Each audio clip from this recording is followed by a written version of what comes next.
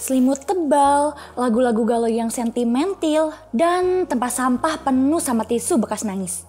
Kayaknya kita semua tahu ini pertanda apa. Ada yang baru putus. Kalau ada satu hal yang pasti, persoalan putus cinta emang gak pernah gampang buat siapapun. Ironisnya, kita seringkali sibuk nyari cara biar hubungan bertahan lama, tanda-tanda pasangan yang cocok, dan faktor-faktor yang bisa bikin hubungan tetap happy. Sampai-sampai kita sering lupa buat lihat kenyataan. Tapi ternyata psikolog malah nemuin sesuatu yang gak terduga. Putus itu ada manfaatnya juga loh.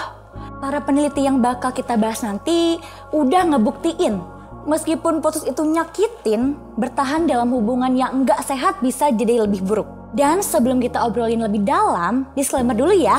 Kali ini gue bicara di tataran hubungan kayak pacaran atau pertemanan. Bukan hubungan yang serius seperti pernikahan.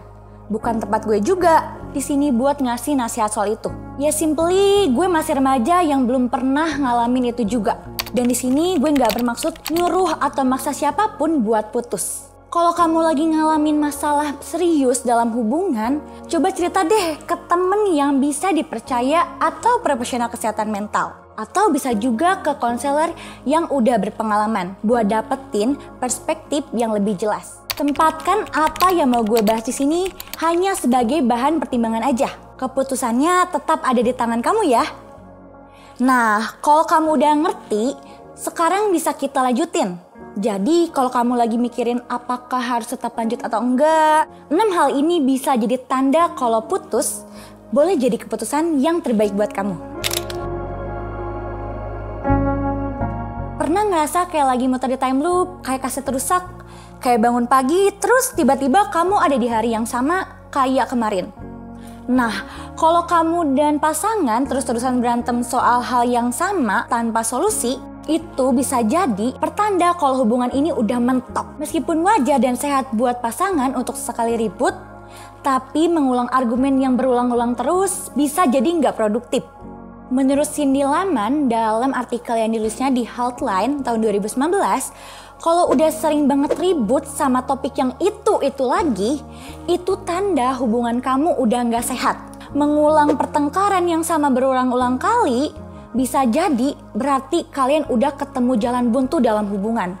Pada akhirnya kamu harus sadar bahwa memang ada beberapa hal yang nggak bisa dikompromi. Terus kenapa kamu harus terus maksain buat bertahan padahal udah jelas beda prinsip? Mungkin putus adalah pilihan terbaik. Kalau mau hubungan bertahan lama, kamu dan pasangan harus punya tujuan yang sejalan. Kalau dulu kalian punya rencana masa depan yang sama, tapi sekarang tiba-tiba jalan hidup kalian berubah ke arah yang berbeda, itu bakalan bikin hubungan susah buat bertahan. Kadang bedanya bisa ekstrim, kayak kamu pengen kuliah di luar kota tapi gak mau LDR. Atau bisa juga simple kayak dia lebih mentingin cita-citanya dan gak mau kompromi sama kamu. Menurut studi tahun 2014, salah satu manfaat putus adalah kamu bisa lebih fokus sama tujuan hidupmu sendiri. Jadi kalau kamu mulai ngerasa kayak nggak punya tempat buat impian dan ambisi kamu dalam hubungan ini, mungkin putus adalah pilihan yang lebih sehat. Dalam sebuah hubungan, baik itu pacaran atau pertemanan, kedua belah pihak harus bisa saling memenuhi kebutuhan emosional. Bisa dari hal-hal sederhana kayak perhatian, waktu berkualitas, kepercayaan, atau saling menghargai. Kalau kamu ngerasa kebutuhan kamu udah gak terpenuhi lagi, atau malah mulai kehilangan diri sendiri demi hubungan ini, itu bisa jadi pertanda kalau hubungan ini gak sehat.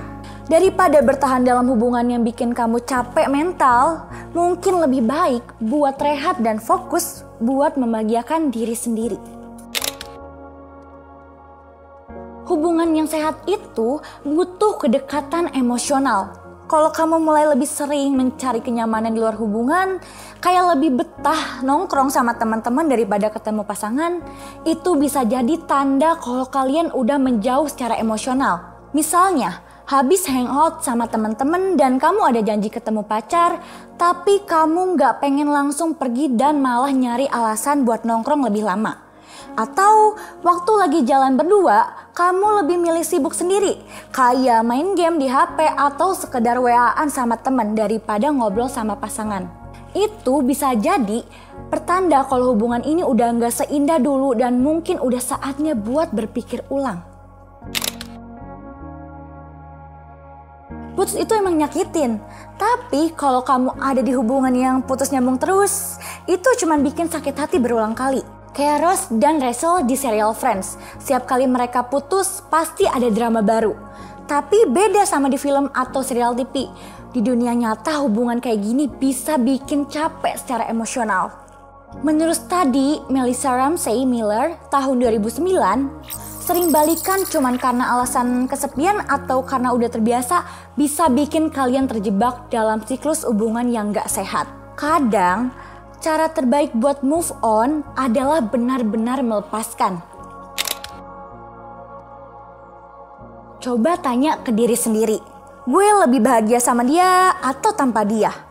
Kalau keberadaan pasangan bikin kamu jadi ngerasa terbatas, gak bisa ngejar impian, atau harus terus menekan opini sendiri buat menghindari konflik, itu tanda kalau hubungan ini udah gak sehat.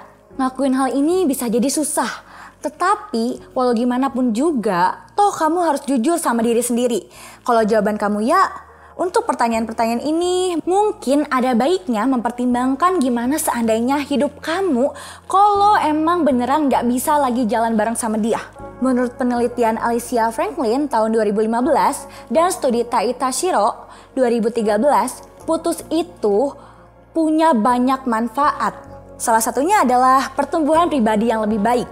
Emang sih ngelepasin seseorang itu berat, apalagi kalau dulu kalian pernah bahagia. Tapi kadang orang tuh berubah dan jalan hidup nggak selalu bisa sejalan.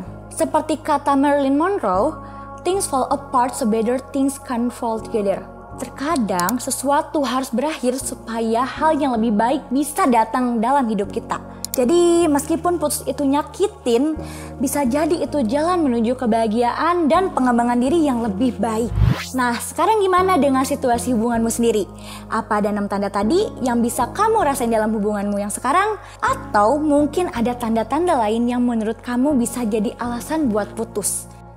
Share pendapat kamu di dalam komentar ya. Tapi kalaupun kamu udah bulat sama keputusanmu buat putus, biarpun sakit, gue harap dua belah pihak bisa nerimanya. Pada akhirnya kita mesti yakin, bahkan akhir dari suatu hubungan yang menyakitkan pun bisa membawa banyak pertumbuhan pribadi dan penuhan diri yang indah. Dan meskipun putus, bukan berarti kalian gak bisa jadi teman kan? Sebelum kita tutup, kalau menurut kamu apa yang kita obrolin ini berguna, kamu bisa banget dukung kita dengan subscribe, like, komen, dan share ini ke teman-teman yang membutuhkan. Gue Janata, sampai ketemu lagi di Easy Talk kita selanjutnya.